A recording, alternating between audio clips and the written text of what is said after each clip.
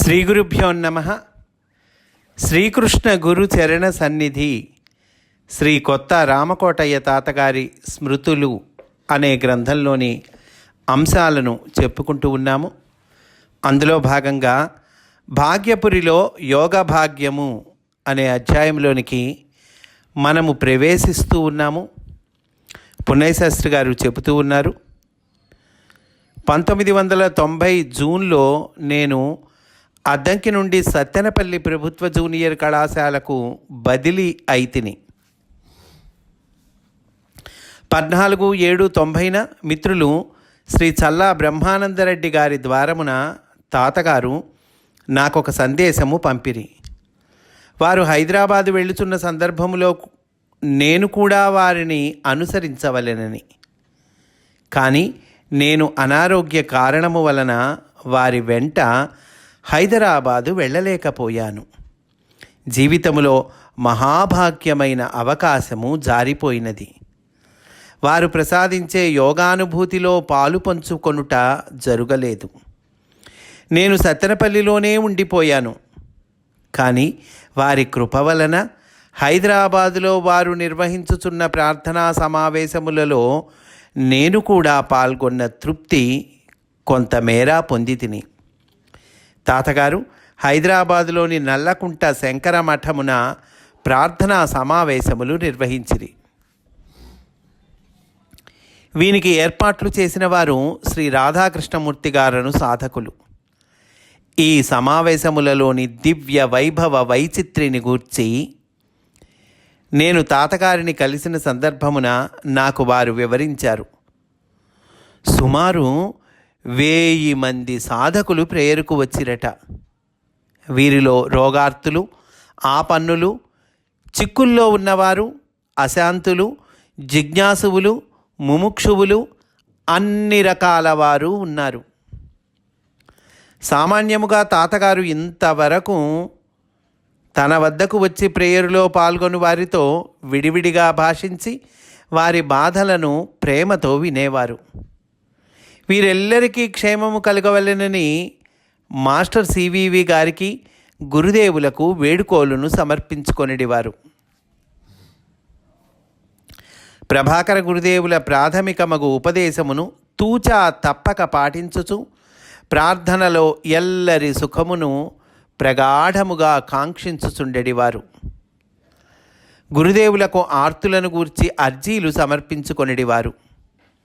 గురుదేవులు తన కొసంగిన ఉపదేశము ఇది అంటే, తాతగారికి వారి గురుదేవులు శాస్త్రి గారు ఇచ్చిన ఉపదేశం చెప్తున్నారండి. ఏంటది? ఎప్పుడునూ ప్రేయరులో నీ ఆరోగ్యము గురించి చింతింపకము, అందరి బాగును కోరుము. నాకు బాగును కూర్చుండి అని నీవు మాస్టర్ గారిని అడిగావంటే, నాకు బాగును కూర్చండి అని నీవు మాస్టర్ గారిని అడిగావంటే నీవు అంతకుముందు బాగా లేవని ఒప్పుకున్నట్లే. అట్లే నీవెన్నడూ ఒప్పుకోవద్దు. ఎప్పుడు నువ్వు బాగా ఉంటావు. ఇదే ఉపదేశాన్ని తాతగారు ఎల్లరికీ అందించుచుండెడివారు. ఈసారి హైదరాబాదులో జరిగిన ప్రార్థనా గోష్ఠులలో వారు ఏ ఒక్కరి క్షేమము కోసమై మాస్టర్ గారిని వేడుట జరగలేదు. అందరి బాగును కూడా కోరలేదు. కారణము, తాను ప్రత్యేకముగా కోరనవసరము లేదు. ఎవరికి ఏమి కావలయునో, ఏమి ఇయ్యవలయునో మాస్టర్ గారికి తెలియను. లోకా సమస్తా సుఖినో భవంతు అని ఇన్ని ఏండ్ల తపస్సు తాతగారిది. ప్రస్తుతము ఈ తపస్సు అంతరాత్మ నిక్షిప్తమైనది. ఈసారి ఇదంతయు మాస్టర్ గారే స్వీకరించారు. లోకములకు సుఖాన్ని కూర్చేది మాస్టర్ గారే, దాన్ని కోరేది మాస్టర్ గారే. మరి తన పని ఏమిటి?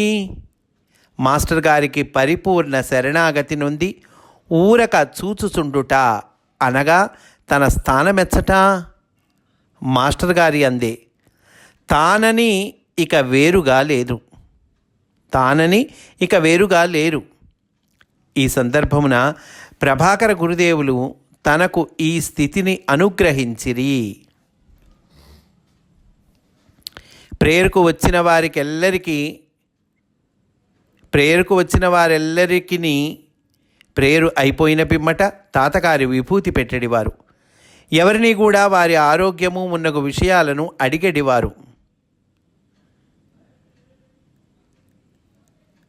ఇంతకు పూర్వము సాగిన ఇట్టి సాధనకు గురుదేవులు ఫుల్ స్టాప్ పెట్టారు. వారు తాము అనుభవించిన స్థితినే తమ ఆత్మపుత్రులకు తాతగారికి అనుగ్రహించారు. ఉదయము ప్రేయరుకు వచ్చిన వారి ఆది వ్యాధులు సాయంకాలము ప్రేయరుకు వచ్చినప్పటికే తగ్గిపోయేటివి. ఆ నివేదనను తాతగారికి సమర్పించిరి. ఉదాహరణకు ఉదయము 400 షుగర్ ఉన్న రోగులకు సాయంకాలమునకు నార్మల్కు వచ్చినది. తాతగారి ద్వారమున అశేష జనానీకమునకు గంటలలో కలిగిన ఆర్తి నివారణ, ప్రశాంతత సామాన్యుల దృష్టిలో మహాద్భుతముగా అనిపించి తీరును. కానీ తాతగారికి ఇది సహజమే. ఇందులో వైచిత్ర్యం ఏమీ లేదు. తాతగారు ఇంటికి తిరిగి వచ్చిన పిదప ఈ సన్నివేశములను గూర్చి కొందరు సాధకులు వివరించిరి. వారిలో నేనొకడను. అల్పబుద్ధినై నేను వారిని ఇట్లు ప్రశ్నించి తిని, 1000 మందికి ఒక్క పూటలో ఇట్లు బాధా నివారణను మీరెట్లు చేయగలిగితిరి? మరియు వారెల్లరికీ ఏదియో ఇంతకు పూర్వము తెలియని యోగా సంస్పర్శ, ఆనందస్పర్శ కల్గుట ఏమి వింత? తాతగారు ప్రశాంతముగా చిరునవ్వు దొంతరలతో ఇట్లు సమాధానించిరి. మనకేమి భయమండి, ఎదుట ఈకే గారు, వెనుక ప్రభాకర శాస్త్రుల వారు, లోపల సివివి గారు ఉండగా అంతా వారే చూసుకున్నారు. నా పని ఏముంది? హాయిగా ఊరక కూర్చొనుటయే. అసలు 1000 మంది ఉంటే కదా, ఉన్నది ఒక్కరే, మాస్టర్ సివివి గారు. వారి పని వారే చూసుకుంటారు కదా బాబుగారు. తాతగారికి గురువుల యందు ఎంతటి ప్రగాఢ విశ్వాసము! ఇది మొక్కబోనిది, చెక్కు చెదరనిది. ఇంకను వారన్న చివరి మాటను నేను ఈ సందర్భమున ఉటంకించుట నా ధర్మము. 1000 మంది ఏమిటి బాబుగారు, ఎన్ని వేల మంది వచ్చినా సరే మన ప్రమేయము లేకుండా ఉంటే ఇలాగే జరుగుతుంది. నిజమే, తాతగారిని పరమగురువులు తమ వేదికగా స్వీకరించి ఈ కథా కమామిషువు నడిపారు. ఇందులకు గాను తాతగారు సంసిద్ధమైనారు. సంసిద్ధమగుట అంటే అహం ఏమాత్రము లేకుండా పరిపూర్ణ శరణాగతి చెందుట, లోకముపై అపార కరుణ అగుట. పరమగురువులు వీరిని తమ వేదికగా ఎంపిక చేసుకొనుట జరిగినది. తాతగారిలో తానున్న స్థానమున మాస్టర్ సివివి గారుండిరి. దాసో అహంలో దా వమ్మైనది, సోహం నిలిచినది. ప్రభాకరులను ఈ స్థితి వరించినది, తాతగారిని కూడా వరించినది. లోక కళ్యాణ సంకల్పము నుండి నిస్సంకల్ప స్థితికి తనను గురువుగారు చేర్చిరని తాతగారు చెప్పిరి. ఒక ఉత్సవ సందర్భముగా పుట్టపర్తిలో శ్రీ సత్యసాయిబాబా వారి సన్నిధికి లక్షల మంది ఒకేసారి వెళ్ళుచుండుటను గమనించిన తాతగారి నోటి నుండి అప్రయత్నముగా ఇట్లు సిద్ధవాక్కు వెలువడినది. ముందు ముందు మాస్టర్ గారికి సంబంధించిన ఉత్సవాలకు కూడా జనము ఇలాగే రావటము జరుగుతుంది. ఆద్య ఋషుల వాక్కు వెంబడి అర్థములు పరుగులు పెట్టునని కదా భవభూతి చెప్పినది అన్నట్లు మాస్టర్ ఈకే గారి వలనే తాతగారికి భవభూతి చాలా ఇష్టము. అంతేకాదు, భవభూతిపై ఎంతో జాలి. మా మేనల్లుడు చిరంజీవి వెంకటరమణమూర్తి హైదరాబాదులో జరిగిన ఈ విస్తృత సమావేశములలో పాల్గొనెను. తాతగారి సన్నిధిని అనుభవించెను. ఇప్పటికి ఇతడు ఆ సన్నివేశములను నెమరవేసుకొనుచుండును. హైదరాబాదు వాస్తవ్యుడకు ఒక సాధకుడు పెక్కు కార్యక్రమములను నిర్వహించుచుండెడివాడు. ఏలను ఇతనికి తాతగారిపై అంత గౌరవము లేదు. కానీ మొదటి రోజున వచ్చిన తీర్థ ప్రజలు వారి స్థితిలో మార్పును గూర్చి విన్న ఇతడు తర్వాతి రోజున విచ్చేసెను. తాతగారి ఆశీస్సులను బడసిన వాడయ్యను. అయితే అంతటితో ఊరకుండలేదు. యోగముపై తాను రచించిన ఒక ఉద్గ్రంథమును తాతగారికి బహూకరించెను. ఈ సంగతిని తాతగారు నాకు తెలిపిరి. అయితే ఇందలి విషయము జటిలము, ప్రౌఢము, సామాన్యులకు ఆచరణీయమగునట్లుగా లేదు. తాతగారికి నచ్చలేదు. యోగమును గూర్చి విశ్లేషణలు వారికి నచ్చవు. యోగ సాధనయు జీవితమునే యోగముగా చేసుకొనుట వారికి ఇష్టము. కావలసినది ఆచరణ, ఆచరణ, ఆచరణ. ప్రేయరే జీవితము కారాదు, జీవితమే ప్రేయరు కావలయును. ఈ వాక్యం మళ్ళొక్కసారి చెప్పుకుందామండి. ప్రేయరే జీవితము కారాదు, జీవితమే ప్రేయరు కావలయును. మాస్టర్ సివివి గారి యొక్కయు, ప్రభాకరుల యొక్కయు, మాస్టర్ ఈకే గారి యొక్కయు, తాతగారి యొక్కయు శంఖారావము ఇదియే. యోగమున రెండు ముఖ్యాంశములు.